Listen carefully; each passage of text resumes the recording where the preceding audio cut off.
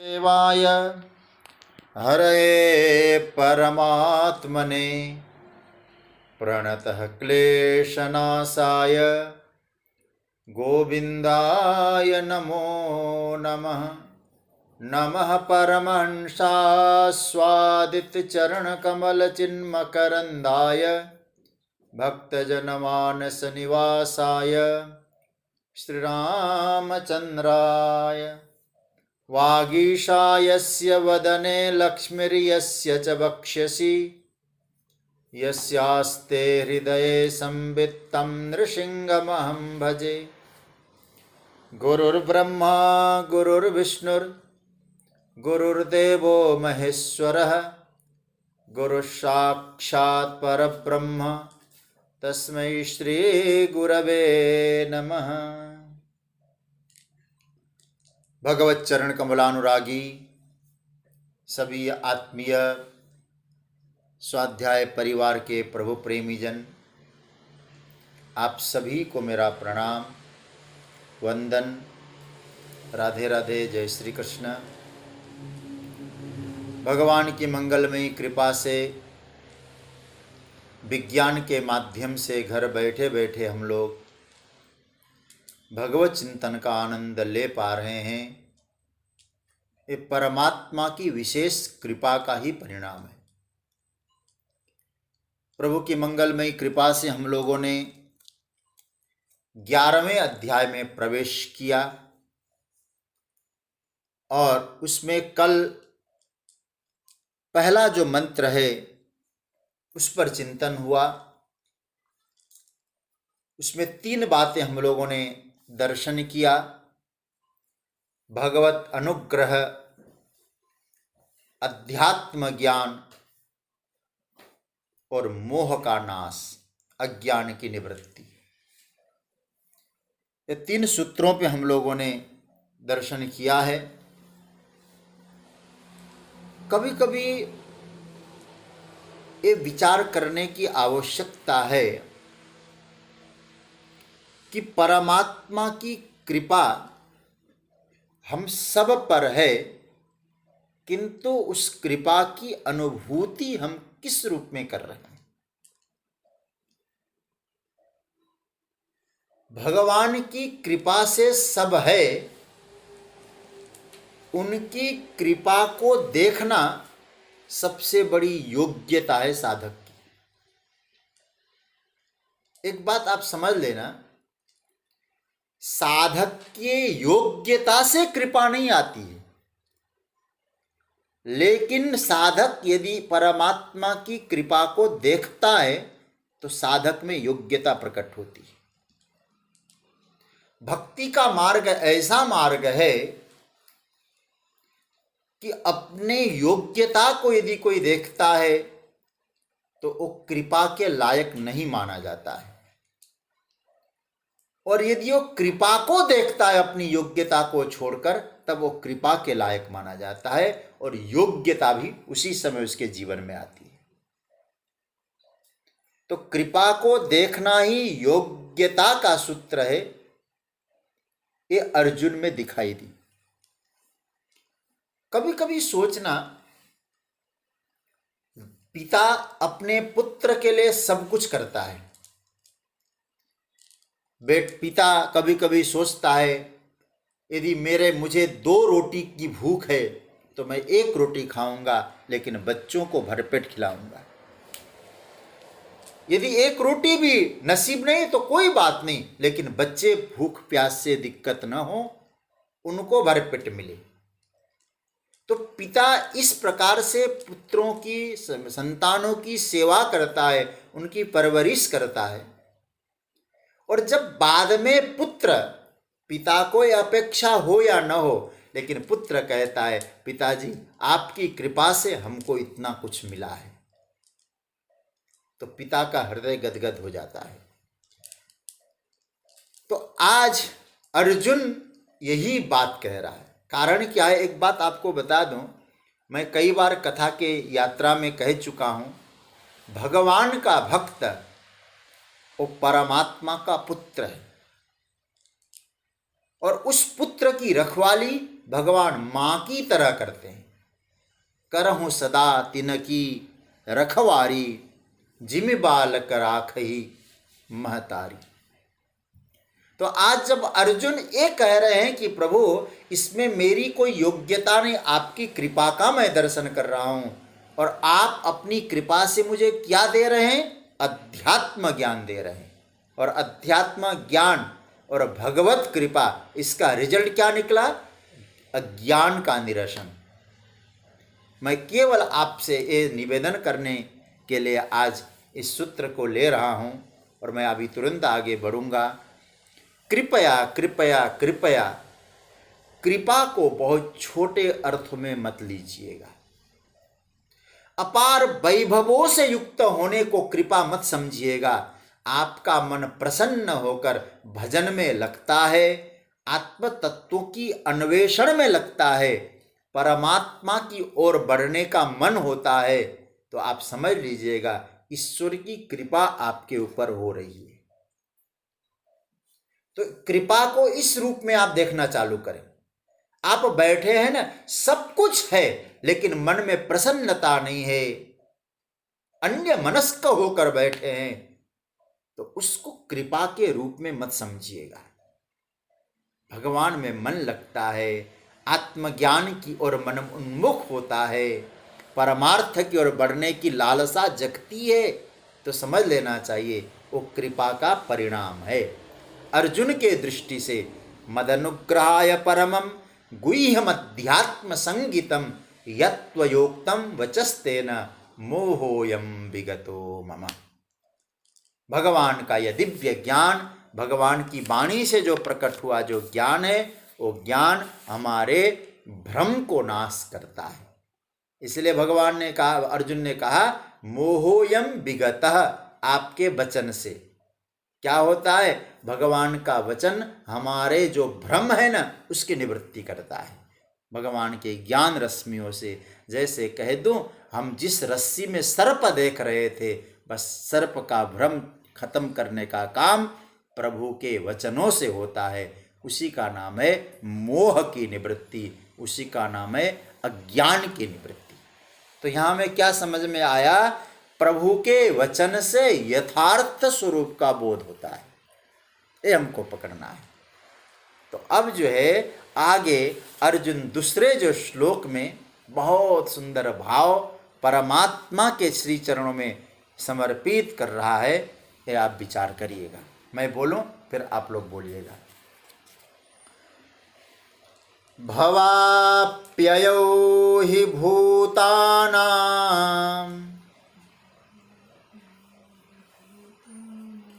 श्रुतो विस्तरसो मया, त्वत्तः कमलपत्राक्ष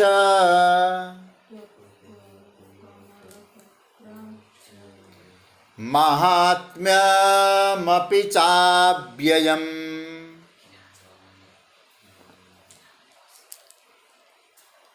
भगवान अर्जुन कह रहे हैं, ही कमलपत्राक्ष मया भूतानां भवाप्ययो विस्तरस श्रुतौ च अव्ययम महात्म्यम अपि।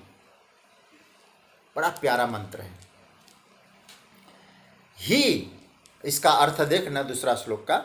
ही मतलब क्योंकि, कमल पत्राक्ष, अभी मैं इसकी चर्चा करूंगा, बहुत प्यारा नाम है। हे कमल पत्न, हे कमल नयन, भूतानां भवाप्ययो, भूतों की उत्पत्ति और भूतों का प्रलय विस्तरसः श्रुतौ, विस्तार पूर्वक मैंने सुना है मैंने।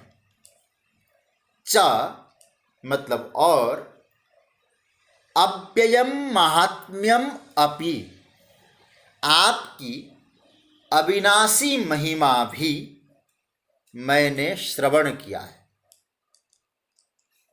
क्या कहा है?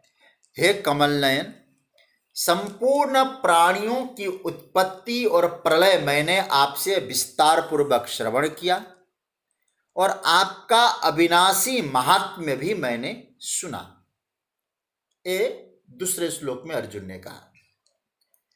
अब पहला तो आपको बड़ा प्यारा उधर मन जा ही रहा है, बिना बोले रहा नहीं जा रहा है। और गीता में एक ही बार आया है नाम कमल पत्राक्ष। ठाकुर जी के लिए संबोधन देखिए यहाँ, हे कमल पत्राक्ष। आहा, बड़ा प्यारा नाम है। मैं आपसे कहूँ, पूरे स्वाध्याय परिवार यहाँ जो जितने लोग 70-71 लोग जमा हैं, हमारे आदरणीय श्री कमल पोद्दार जी ने मुझे बहुत कई काम आसान कर दिए हैं। उन्होंने जो अलग अलग नाम लिख के दिए हैं, आज मैं देख रहा था कमल पत्राक्ष कहीं और भी है क्या, मैं तो तुरंत आंसर इनके लेख से मिल गया मुझे कि वहाँ एक ही जगह है। कमल पत्राक्ष जो नाम है एक ही जगह। हे कमल जैसे नेत्र वाले प्रभु। देखिए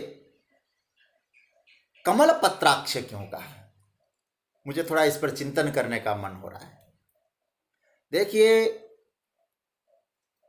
कमल नयन, मैंने आपके द्वारा प्राणी मात्र के सर्जन को विस्तार पूर्वक सुना।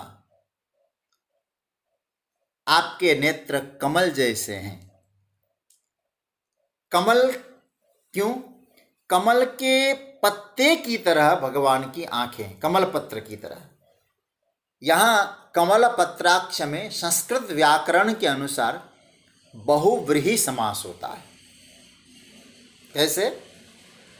कमल पत्र इव अक्ष यस्य स इति कमल पत्राक्ष। मतलब कमल के पत्र की तरह जिनके नेत्र है वो कमल पत्राक्ष। कमल की कई विशेषता है और भगवान का यहाँ अर्जुन ने जो नाम दिया बिल्कुल युक्ति संगत है, और यही कमला पत्राक्ष बन सकता है। मतलब कमल की विशेषता, पहली विशेषता क्या है? वो पानी में होता है, पर पानी में वो कमल डूबता नहीं। ऐसे ही भगवान क्या कहते हैं? भवाप्ययौ, भव अप्ययौ। भगवान कहते हैं संसार का प्रभव भी करते हैं और भूतानाम प्राणी मात्र का, और अप्यय मतलब प्रलय भी करते हैं। तो भगवान दोनों काम करते, सर्जन भी करते हैं, विसर्जन भी करते हैं, पर भगवान करते समय संसार से बिल्कुल उपरत रहते हैं, डूबना नहीं है। ये विशेषता है, पहली बात। तो प्रभु आप जगत के हित के लिए कर्म करते हैं, लेकिन जगत में डूबते नहीं है, आसक्त नहीं होते।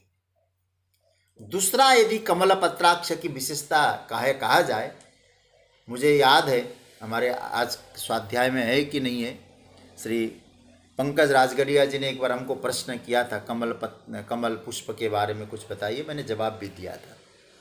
हमारे यहाँ कहा जाता है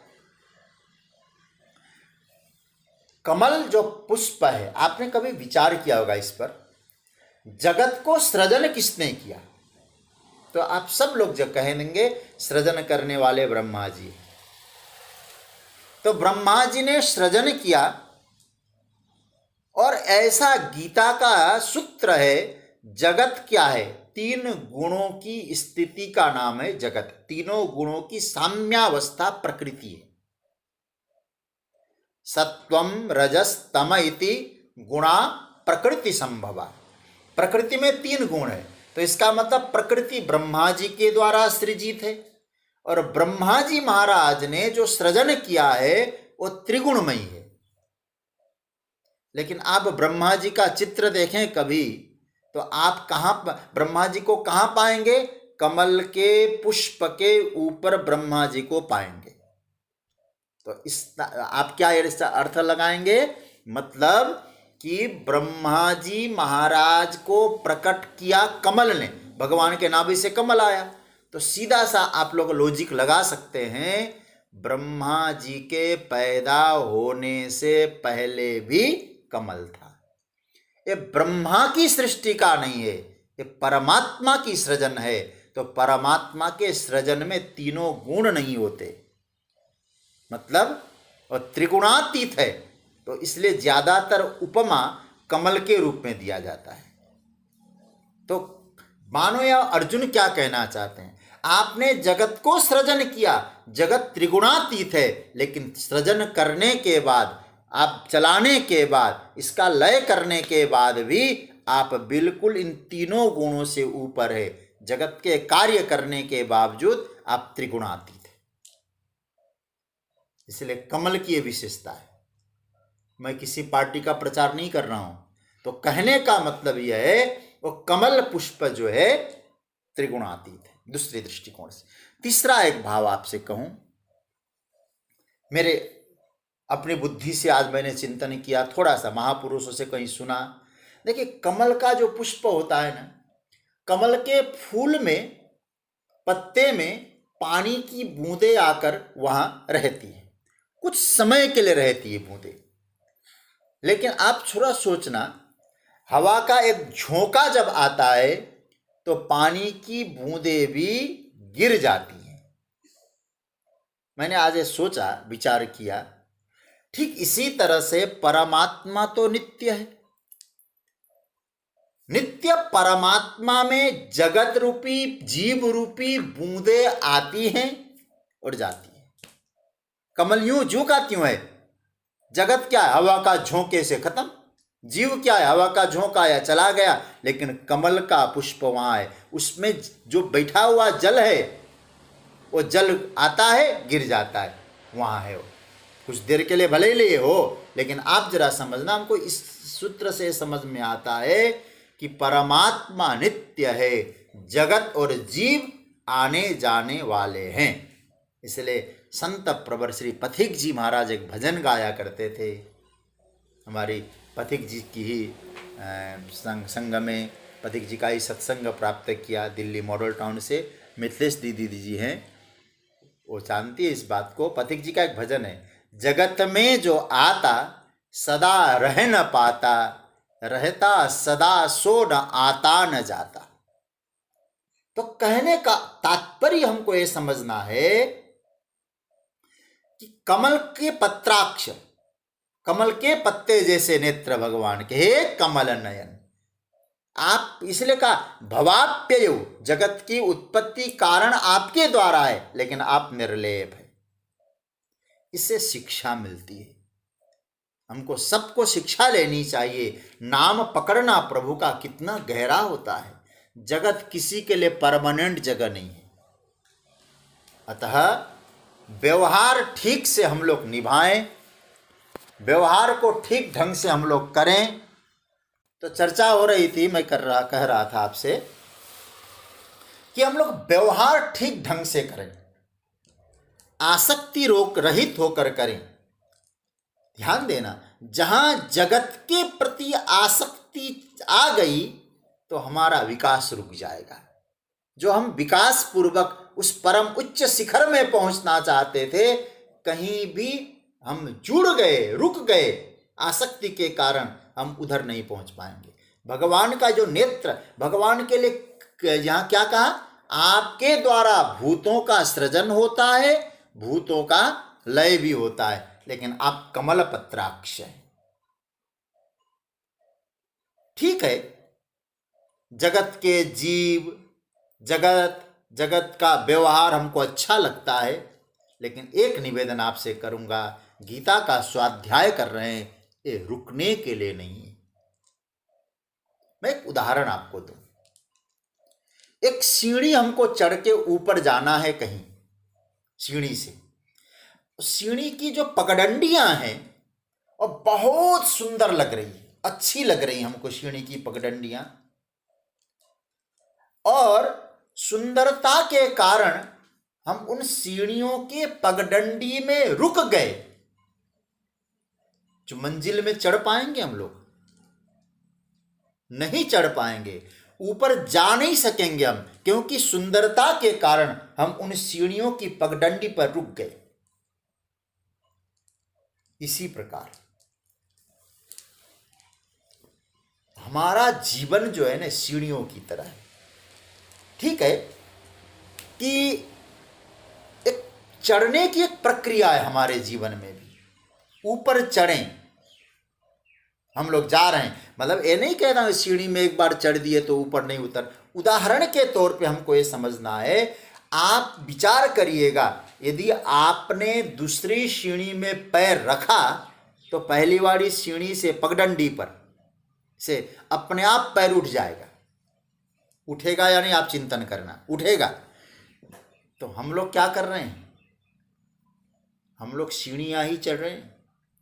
जन्म जन्मांतर से सीढ़ियां चढ़ते हुए आए, लेकिन क्या अब हम लोग इस जगह पे पहुंचे, अब मंजिल दूर नहीं है, हम रुक जाएं क्या वहां? क्योंकि अब तो भगवत साक्षात्कार करना है, अर्जुन की तरह हमको परमात्मा का स्वरूप का दर्शन करना है, हम उस सीढ़ी पे रुक जाएं। याद रखिएगा, हम लोग कितनी सीढ़ी चढ़ चुके होंगे? 83,99,999 सीढ़ियां चढ़ चुके हैं। बस उस सीढ़ी को पार करना है, परमात्मा का साक्षात्कार है। मानव शरीर अंतिम सीढ़ी है, अंतिम पगडंडी है, लेकिन नीचे की सीढ़ी और उसी मानव शरीर रूपी, इस संसार रूपी इस सीढ़ी को यदि आप कहेंगे बहुत सुंदर है, हमें तो कहीं जाना नहीं है, याद रखना जाना तो पड़ेगा, समझ बूझकर ऊपर चढ़ने की कोशिश करें। किसी घटना, कोई वस्तु, किसी व्यक्ति को लेकर इतने आसक्त हो गए हम लोग, कहीं वो परम से दूर न हो जाएं। अब एक छोटी सी बात आपसे कहूं, कोई प्रसन्नता की बात आती है जीवन में, कोई हंसी की बात हमको सुनाता है, जैसे कोई चुटकुला। मैं आज एक उदाहरण से, एक मेरे मन में आ रहा है, मैं आपको बताऊं, आप लोग मेरी बात को अन्यथा मत लीजिएगा। चलो मैं एक चुटकुला सुनाता हूं। चुटकुला मैंने सुनाया, एक छगनलाल जी के घर में सत्यनारायण की पूजा थी। मगनलाल जी वहाँ चले गए और छगनलाल जी के घर की सत्यनारायण की पूजा में जब आरती का समय आया, मगनलाल जी कुछ चढ़ाने के मन में इच्छा थी, लेकिन पहले तो कुछ पैसे निकाले, 100 रुपये का। बोले 100 रुपया क्या चढ़ाएं, जब लॉकडाउन है, काम काज भी बंद है, चलो 10 रुपया चढ़ा दिया। लेकिन एक उनके बगल में महिला थी, उसने उनकी परिचित महिला, तो उन्होंने 100 रुपया चढ़ाया। 100 रुपया चढ़ाने के बाद आरती हो गई, प्रसाद लेके मगनलाल जी जब निकलने लगे तो वो महिला से कहने लगे कि अरे बहन, आपने तो बहुत उदारता से वहाँ 100 रुपया चढ़ाया। बोले नहीं, बात यह है कि आप जब चढ़ाने को जा रहे थे तो आप कुछ पैसे निकाल रहे थे, 10 रुपया निकालते समय 100 रुपया आधा आपके जेब से निकल गया था, उसी 100 रुपया को मैंने चढ़ाया है। बोलो सत्यनारायण भगवान की जय। आपने चुटकुला सुना, मैं फिर दोबारा चुटकुला ही सुनाऊं। बोले छगनलाल जी के घर में सत्यनारायण की पूजा थी, मंगललाल जी गए, आरती के समय पैसे चढ़ाना था और 100 रुपया निकाला, फिर 10 रुपया चढ़ाया, 100 रुपया रखने को हुए, और उसके बाद एक महिला ने 100 रुपया चढ़ाया। बाद में दोनों की मुलाकात हुई। मगनलाल जी ने कहा कि बहन जी आप बड़ी उदार है, आपने 100 रुपया चढ़ाया। ध्यान से सुनना है, मैं अन्यथा में नहीं बोल रहा हूँ कि 100 रुपया चढ़ाया आपने, आप बड़ी उदार है। उसने कहा नहीं भैया, कि आप जो है ना, आप निकाल रहे थे तो 100 रुपये का नोट आधा आपके जेब में था, आधा बाहर था, वही मैंने चढ़ा दिया। सत्यनारायण भगवान की जय। मैंने पहली बार, यदि आप लोग खुद थोड़ा बहुत मुस्कुरा के हंसे भी होंगे, दूसरी बार में कुछ कम हंसे आप लोग। मैं तीसरी बार वो कहानी सुनाऊं तो कम हंसेंगे, और चौथी बार सुनाने लग जाऊं तो आप लोग कहेंगे महाराज जी आप आगे सुनाइए, कहानी बहुत हो गई, अब ये चुटकुला मत सुनाइए। क्यों? जिसको आप पहली बार में इतना आनंद से सुन रहे थे, दूसरी बार में आपको बुरा क्यों लगा, कम क्यों आनंद आया, और बाद में आप क्यों मना कर रहे हैं मत सुनाइए?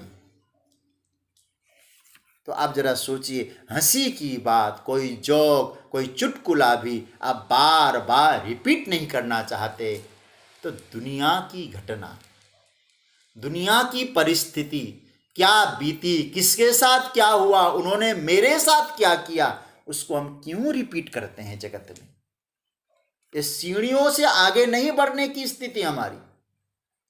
अब आपको एक बात और कहूं, जब प्रसन्नता की बात बार बार दोहराना आपको पसंद नहीं है, दुख की बात दोहराते हैं हम लोग। किसके साथ दोहराते हैं? दूसरे के साथ। स्वयं का तो दिमाग खराब कर ही दिया, दूसरे का भी हम लोग कर रहे हैं। किसी ने कुछ कह दिया, किसी ने कुछ कर दिया, बस दिन भर हमारा दिमाग खराब होता है, दुखी होते हैं, अन्यों को दुखी करते। ये जो कहानी है, तो भगवान अर्जुन यहां कहते हैं कि महाराज आप कमल पत्राक्ष है। और हमारे भगवान यहां क्या संदेश देना अर्जुन? बोले हम लोग आगे बढ़ें, हम लोग आगे बढ़ना है, सब छोड़ना है, इस सीढ़ियों से आगे चलना है। जितना छोड़ेंगे उतना आनंद, उतनी शक्ति, उतना सुख वो हमको प्राप्त होगा। छोड़ने की एक कला आपको आनी चाहिए। प्रभु आप कमल पत्राक्ष है, आप इतना कार्य संपादन करते हो, जगन्यंता हो, लेकिन फिर भी आप छोड़ देते हैं तो छोड़ देते हैं। कन्हैया का जीवन देखिए, गए इतना आनंद, जेल छोड़ दिया, गोकुल गए, गोकुल छोड़ दिया, वृंदावन गए, वृंदावन छोड़ दिया, मथुरा आए, मथुरा छोड़ दिया, चले गए द्वारिका, जहां छोड़ा फिर छोड़ दिया। अब बाद में भक्त कवियों ने कहा है, उधो ब्रज मोहि बिसरत नाही, और अलग प्रेम का विषय है, लेकिन मुख्य बात यह है पगडंडियों को छोड़ना सीखें। और भगवान से कह रहे हैं अर्जुन, हे प्रभु भवाप्ययौ हि भूतानाम, आप भूतों का, जगत का सृजन करते हैं, जगत का विसर्जन करते हैं, लेकिन फिर भी आप कमल पत्राक्ष हैं। प्रभु यह आपकी महानता है। एक सूत्र पकड़ लेना, जो निर्लेप होता है वही शुद्ध होता है। जो निर्लेप होगा, परमात्मा निर्लेप है, निर्विकार है, इसलिए परमात्मा परम शुद्ध है, परम बुद्ध है। आज मैं एक छोटा सा चिंतन कर रहा था, आजकल बर्तनों में प्राय माताओं के मन में आता है, बोले नॉन स्टिक बर्तन चाहिए। मैं आज सोच रहा था नॉन स्टिक, तो मैं अपने बेटे से पूछा, ए बेटा स्टिक का मतलब क्या होता है? मुझे नहीं मालूम था। तो मेरे बेटे ने कहा कि स्टिक का मतलब चिपकना। तो मुझे लगा कि भाई हम कितना ज्ञानवर्धक बातें करते हैं। नॉन स्टिक का मतलब बर्तन में कुछ बनाते हैं तो वहां चिपके नहीं कोई चीज, उसमें चिपकता नहीं, अन्य बर्तनों में चिपक जाता है। इसलिए बर्तन और वर्तन, हालांकि आप लोग सहमत है या नहीं, आप पकड़ लेना इसको, हमारे जीवन में कितना आनंद आएगा इन सूत्रों से। एक शब्द आता है बर्तन, एक शब्द आता है वर्तन। ऐसे व और व को अभेद भी माना है। वर्तन का अर्थ क्या होता है? वर्तन का अर्थ होता है व्यवहार, और बर्तन मतलब जो रसोई घर में। तो बर्तन तो आपको चाहिए नॉन स्टिक, तो वर्तन भी तो ऐसा बनाओ, व्यवहार भी तो ऐसा बनाना चाहिए। याद रखिएगा, सोचिए, व्यवहार करें नॉन स्टिक, निर्लेप होकर करें, स्पर्श होकर करें। कमल पत्राक्ष आप हैं, आप व्यवहार करते हैं, आपका भी नॉन स्टिक है, चिपकते नहीं कहीं महाराज। ऐसा हमारा जीवन बने। और फिर कह दूं, कमल पत्राक्ष एक बार नाम है, बड़ा प्यारा नाम है, हे कमल नयन। अब आगे भी बढ़ें, आप लोग कहेंगे केवल कमल पत्राक्ष में रुक जाएंगे। ठाकुर जी का बहुत प्यारा नाम है, हे कमल पत्राक्ष। भावा और अप्यय, ये दोनों शब्द पकड़ना थोड़ा सा, एक एक शब्द पे ध्यान देना। भवाप्ययौ, भवा अप्ययौ इति भवाप्ययौ। देखिए, भव शब्द का अर्थ होता है उत्पत्ति, और अप्यय शब्द का अर्थ होता है विसर्जन। हालांकि जगतगुरु शंकराचार्य ने इसको प्रलय कहा है।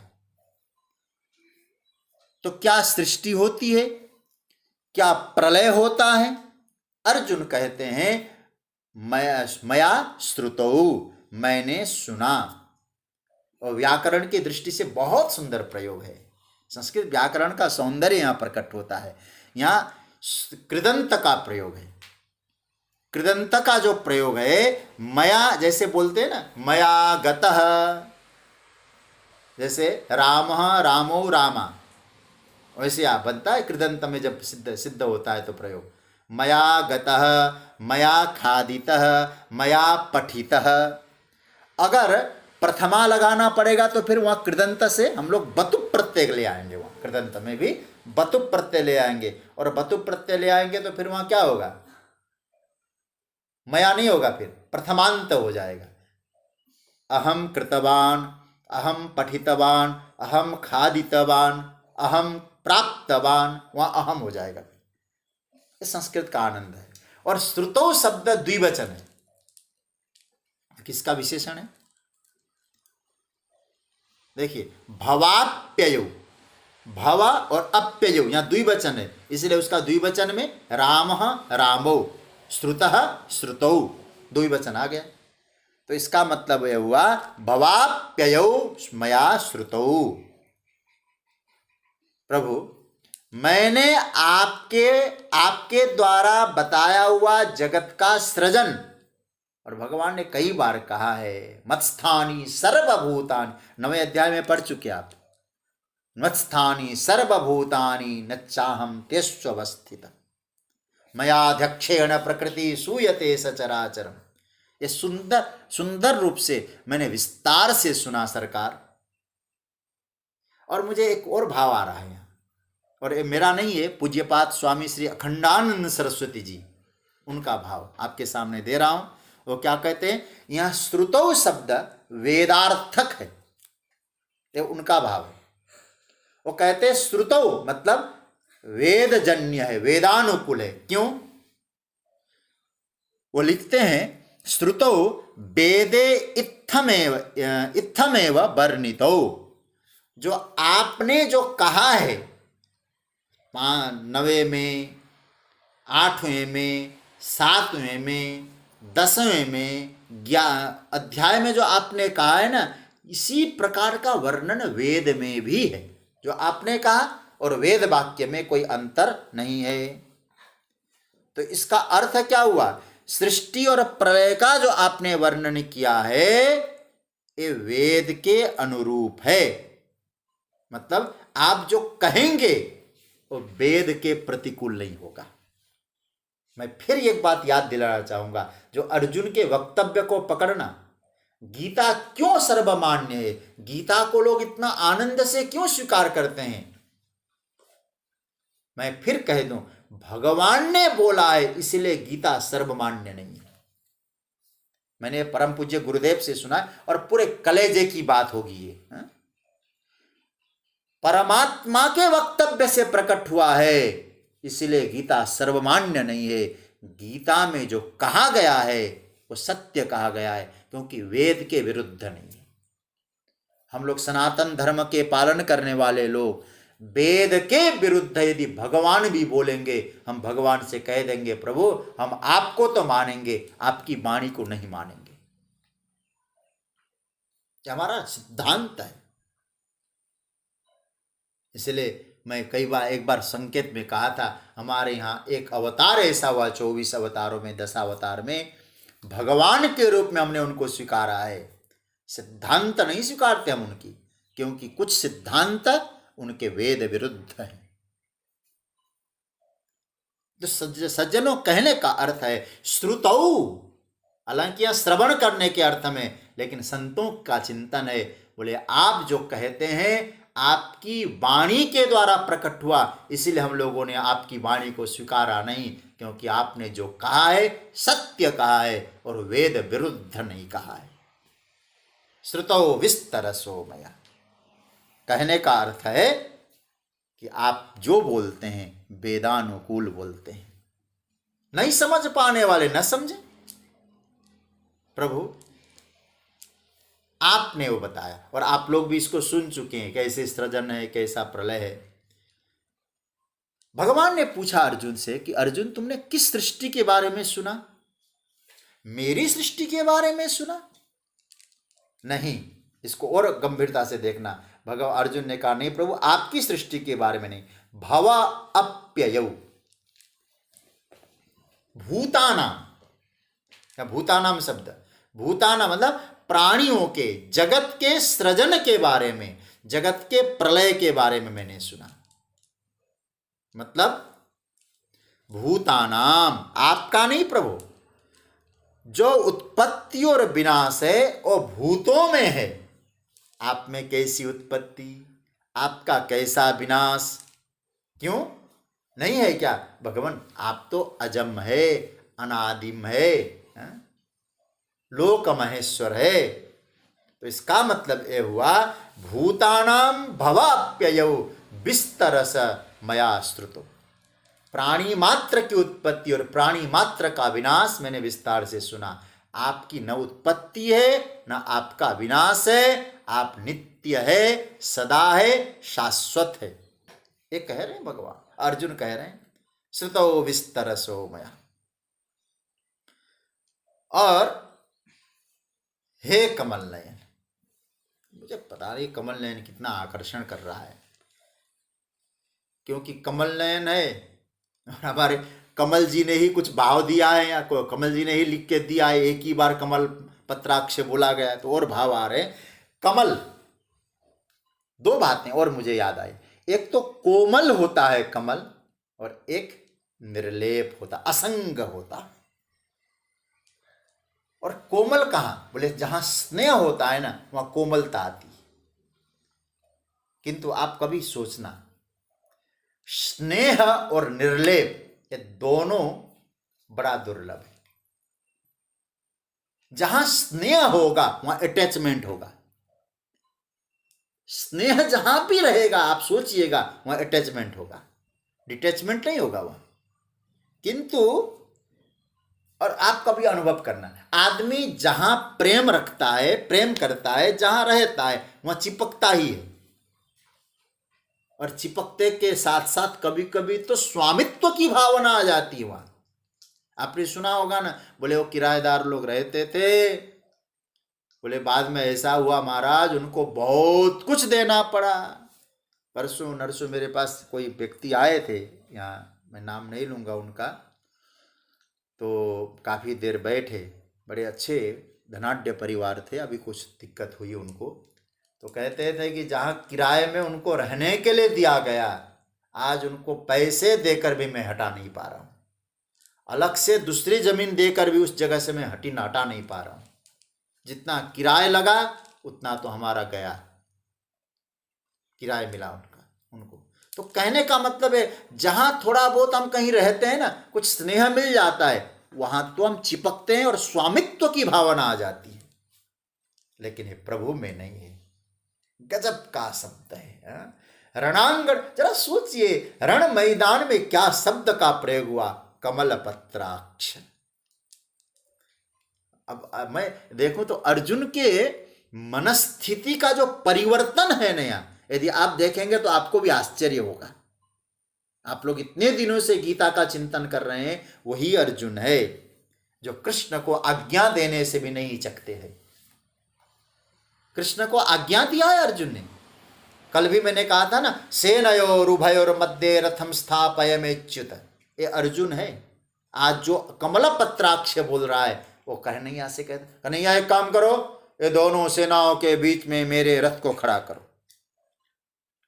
यहां से शुरू हुआ और दूसरे अध्याय में जाके क्या कहा, न योत्स्य इति गोविंद मुक्त्वा तुष्णिम बभू, न युत्स्य इति गोविंदम उक्त्वा तुष्णि बभूव। ये अर्जुन की स्थिति। कमल पत्राक्ष बोला है ना अर्जुन ने, तो आंतरिक परिवर्तन देखते जाइए अर्जुन का। पहले तो भगवान को ही समझाने में लग गया था वो अर्जुन। वो क्या बोल रहा था, अहो बत महत पापम कर्तुम व्यवसिता वयम यद राज्य सुखलोभेन हंतुम स्वजनमुद्यता। पहले अध्याय में अर्जुन ने बात कही थी कि महाराज आप क्या समझते हो, पाप के भागी हो जाएंगे यहाँ। और ये क्या बोलिया, देखो मैं श्लोक भी तुरंत ले आया हूँ, 45वां श्लोक पहले अध्याय का। अर्जुन ने क्या बोला था, आप इस श्लोक को देखिए, हम तो पहले अध्याय का तो हम चिंतन कर ही नहीं पाए कभी। अभी तो ऐसा लगता है पहले अध्याय में बहुत कुछ है कहने को, इसलिए मैंने तो सोचा है 18 अध्याय पूरा करूं, फिर पहला अध्याय भी सुनाऊं, क्योंकि पहला अध्याय नहीं सुना पाया था।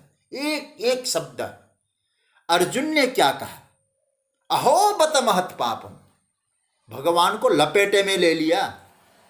उसने ये नहीं कहा कि अहम वयम कर्तुम व्यवसिता वयम, वयम मतलब अहम आवाम वयम,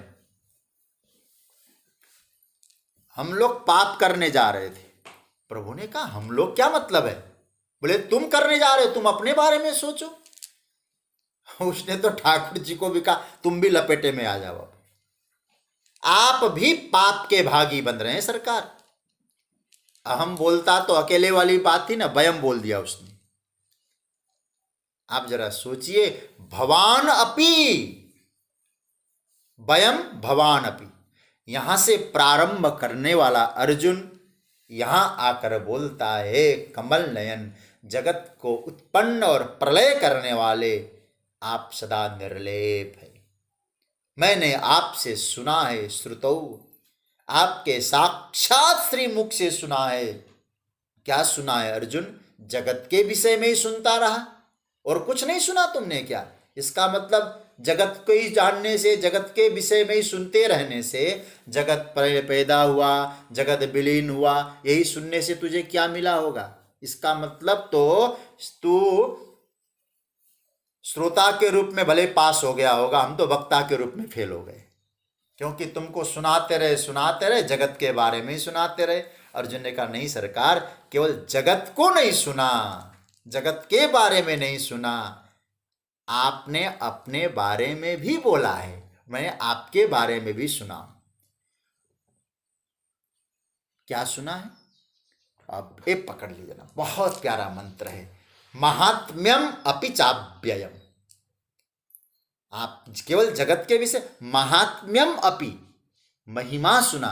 कौन सी महिमा? अव्ययम महात्म्यम, जो कभी व्यय नहीं, नाश नहीं, हमेशा एक रूप में रहने वाला, कभी क्षय नहीं होने वाली आपकी जो महिमा है, उस महिमा को सुना। तो याद रखना सज्जनों, हमारे नंद नंदन श्याम सुंदर की जो महिमा है ना, वो कभी क्षय नहीं होती, अक्षय महिमा है।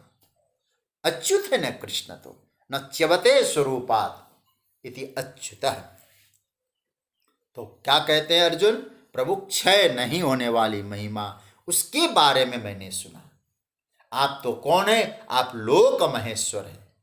आप ही अलग अलग संदर्भों में उपस्थित होते हैं। मैं संदर्भों की चर्चा कर चुका हूं 10वें अध्याय विभूति में।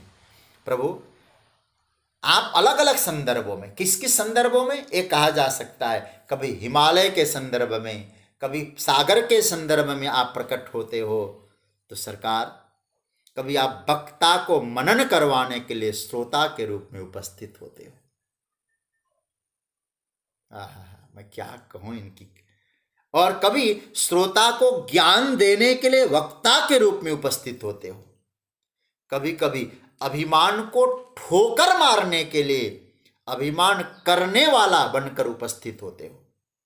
और क्या बोले सरकार, विभूति के रूप में आप किसी के लिए भी उपकारी बनकर किसी भी रूप में प्रकट होते हो। प्रहलाद के उपकारी बनते हो, नृसिंह बन के प्रकट हो जाते हो। हर रूप में आप प्रकट होते हैं।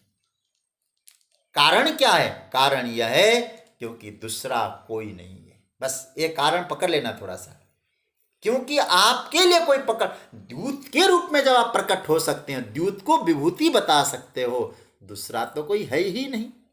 अगर आपने उनके अलावा किसी और को उपस्थित माना है, तो इसका मतलब है भगवान के अतिरिक्त भी कोई दूसरा है, नहीं तो वही है।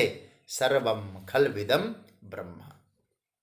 अतः इसलिए जो हैं वो आप ही हैं, और आपका जो महात्म्य है ना, वो अव्यय है। एकदम दिव्य है, कभी व्यय नहीं होता, कभी क्षय नहीं होता। ऐसा तो आपका महात्म्य है, आपकी महिमा है। इसलिए प्रभु त्वत्तः मैंने आपके श्रीमुख से श्रवण किया। अच्छा, कहीं जल्दीबाजी में तो नहीं सुनाया? जल्दी जल्दी करते करते चलो चलो चलो आगे बढ़ना, इतने दिन में तुमको पूरा करना है, अभी मुझे आपको बताओ, कई लोगों के संदेश आ रहे हैं। पहले कुछ लोगों ने कहा, कुछ प्रेमियों ने, और मनोज भैया से हमने भी एक सलाह की थी कि बहुत लंबा होगा, कि 2-2 श्लोक बोलें, 3-3 श्लोक बोलें। एक बार चर्चा हुई और मुझे भी लगा, लेकिन मनोज भैया अभी मेरे पास फ़ोन आ रहे हैं कई बार, कई जगह से, बोले नहीं महाराज जी आप विस्तार नहीं, इसी तरह से संक्षेप में नहीं, आपकी मर्जी से खूब आनंद से सुनाइए, हम तो सुनते रहेंगे, चलती रहे जी यात्रा। याद रखिए ना, वही अर्जुन यहाँ कह रहे हैं। भगवान ने कहा अर्जुन मैंने कहीं जल्दीबाजी में कुछ ऐसा तो नहीं कहा, जल्दी जल्दी करो, पूरा करना है। अर्जुन कहता है महाराज शब्द पकड़ना थोड़ा सा, यहाँ विस्तरतः। विस्तरतः शब्द का अर्थ क्या हुआ? विस्तरसः, विस्तरसो मया, मैंने खूब विस्तार से सुना, आपने एक्सप्लेन करके सुनाया। फिर अनेक विभूतियों का वर्णन संक्षेप में भले आप कहते हैं, मेरे लिए तो बहुत विस्तार है, मैंने विस्तार से सुना है प्रभु। और इतना ही नहीं सरकार, आपने जगत को सुनाया, जगत के प्रलय को सुनाया, और केवल जगत को नहीं सुनाया, जगदीश की महिमा सुनाई। ध्यान देना सज्जन, यहाँ श्रवण की महिमा अर्जुन ने बताया है। आप लोग इतने दिनों से श्रवण कर रहे हैं, मुझे लगता है श्रुतौ, या श्रुतौ शब्द में श्रवण की महिमा, सुना है। और श्रवण का अपना महत्व होता है, और श्रवण का महत्व का मतलब हुआ है कैसे श्रवण करना है, ये भी महत्वपूर्ण बात है। अहंकार रहित होकर सुना है अर्जुन ने। इसलिए तो अर्जुन कहता है मेरी योग्यता से मुझे नहीं मिला, आपकी करुणा से मिला है। तो मैं एक छोटा सा आपको निवेदन ये करूंगा, अहंकार रहित होकर जो सुनता है और सुनी हुई बात का उसके जीवन में प्रभाव पड़ता है। अहंकार सहित यदि कोई बात हम लोग सुनते हैं, वो श्रवण किया हुआ कभी फलीभूत होने वाला नहीं है। और अर्जुन ने जो सुना है ना प्रभु से, क्या क्या कैसे सुना, अब पहले श्लोक को देखेंगे तो 2-3 बातें अर्जुन में थी। कृपा को आगे रखकर सुना, भगवान की कृपा को सामने बिठाया, जो सुन रहा हूं ईश्वर की कृपा से, इसलिए मदनुग्रहाय। दूसरी बात, अपनी योग्यता के अहम को अलग कर दिया उसने। दो नोट करने जैसी बातें हैं। क्या क्या बताया मैंने? पहले कृपा को सन्मुख रखा, योग्यता के अहम को अलग कर दिया उसने, और परिणाम मोह दूर हुआ, तब समझ में आई। ये एक श्रेणी है जो आप यदि सदगुरु से कुछ पा रहे हैं तो आप ये समझ लेना मेरी काबिलियत से नहीं मिल रहा है ज्ञान, ये तो उनकी करुणा से मिल रहा है। इसलिए मैं अपनी अहम की योग्यता, मैं हूं कुछ, इसको मैं अलग कर दूंगा, तो आपके जीवन में मोहोयम विगतोपमा, ये होगा। मैंने आपसे सुना है, इसलिए आप जरा पकड़ना इन श्लोकों में। ऊपर भी आया है यत्त्वयोक्तम वचः परमम वचः श्रेष्ठ वाणी, और नीचे क्या आया? श्रुतौ। दोनों श्लोक सुनने की महिमा की ओर इंगित कर रहा है। स्वजनों, आध्यात्मिक धरातल पर श्रवण की अपनी विशेष महिमा होती है। उपनिषद की यदि बात करूं, आत्म साक्षात्कार का जो फर्स्ट साधन है ना, पहला जो साधन है, उस साधन का नाम है श्रवण। आत्मा वै अरे श्रोतव्यो मंतव्यो निदिध्यासितव्यश्च, पहला साधन उपनिषद ने कहा श्रवण करो। और हम लोग नवधा भक्ति, भागवत जी की नवधा भक्ति, उसमें क्या कहा? पहला साधन, भगवान राम जब सबरी माता को उपदेश करते हैं, क्या कहा? वो नहीं, प्रहलाद जी महाराज ने भागवत का वो जो रामचरित मानस में जो उपदेश दिया, वो श्रवण भक्ति प्रथम भगति दूसरी रति, दूसरी भक्ति बताया, लेकिन भागवत में पहली भक्ति श्रवण भक्ति है। क्षमा करिएगा, रामचरितमानस में नवधा भक्ति में दूसरी भक्ति श्रवण भक्ति है, और श्रीमद् भागवत में श्रवणम कीर्तनम विष्णु स्मरणम पाद सेवनम, वहां पहली भक्ति श्रवण भक्ति है। तो इसका मतलब ये हुआ भक्ति की यात्रा को आगे बढ़ाना है तो आप श्रवण करें। और गीता में भी श्रवण साधन को भवसिंधु पार जाने वाला बताया है। यदि आप श्रवण साधन को अपना रहे हैं, आप भवसागर पार हो जाएंगे। आप उसकी चर्चा हम लोग करेंगे वहाँ, लेकिन मैं संकेत में कह दूँ, श्रीमद् भगवत गीता के आपके पास गीता का पुस्तक है, 13वें अध्याय का 25वां श्लोक यदि आप देखेंगे तो आपको मालूम पड़ जाएगा। देखिए क्या बढ़िया श्लोक है। अन्ये त्वेवम अजानन्तः श्रुत्वान एभ्य उपासते तेपि चाति तरन्त्येव मृत्युम श्रुति परायण। बड़ा प्यारा मंत्र है। श्रुति परायण मृत्युम च अति तरंती। इतनी सी बात पकड़ ले, जो श्रुति परायण श्रवण में ही जिनका चित्त लगता है, ऐसे साधक मृत्यु को भी पार करते हैं।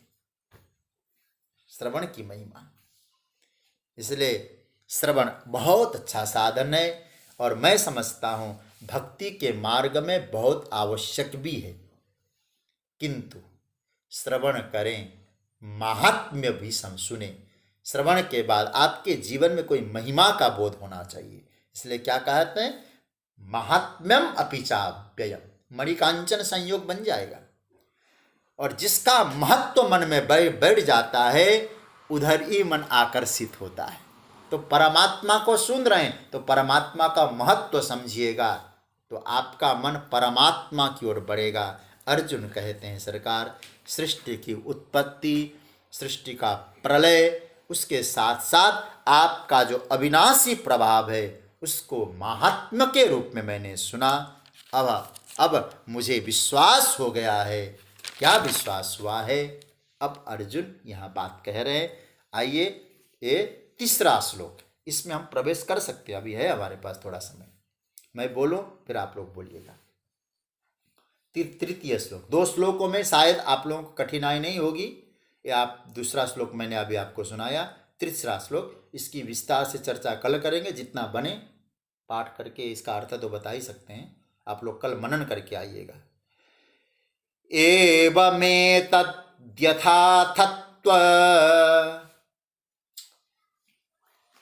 मात्मानं परमेश्वरः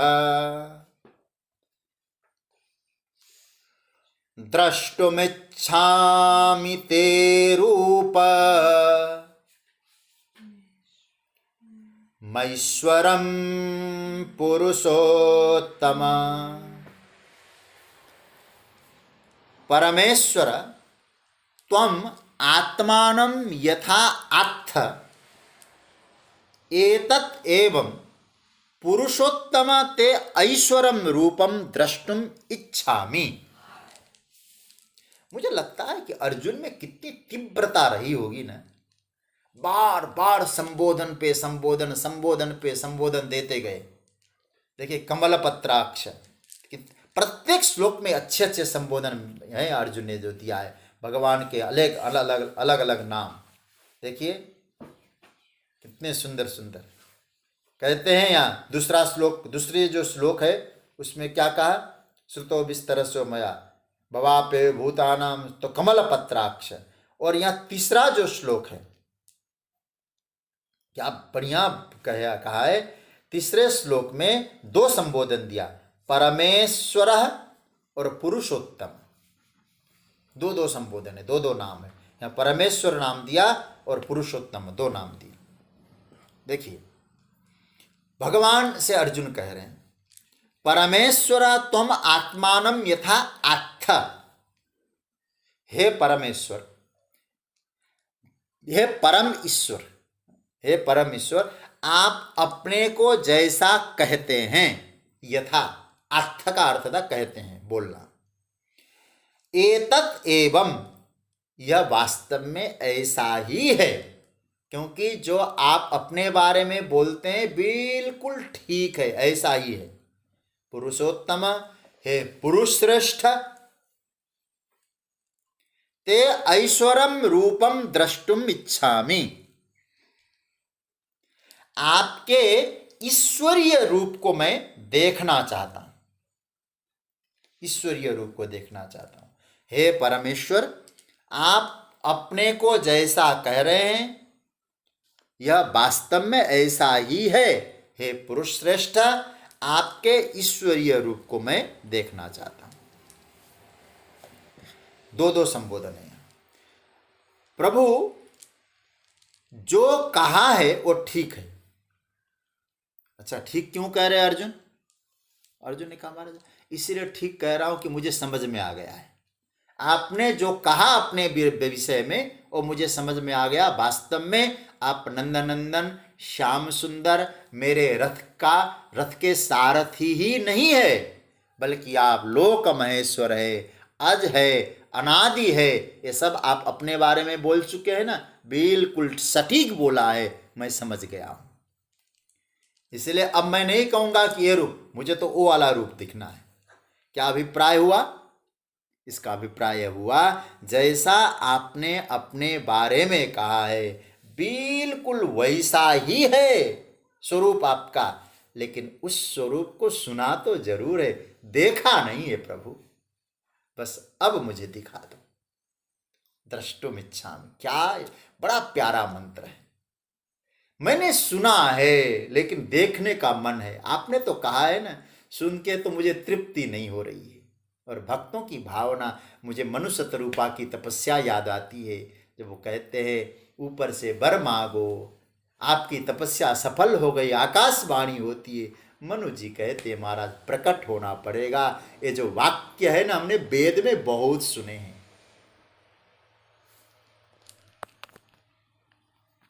आपको सामने प्रकट होना पड़ेगा। तो सज्जनों, मनुष्य रूपा का स्मरण आ रहा है, समय थोड़ा संकेत कर रहा है। आज की चर्चा को यहाँ विराम देंगे।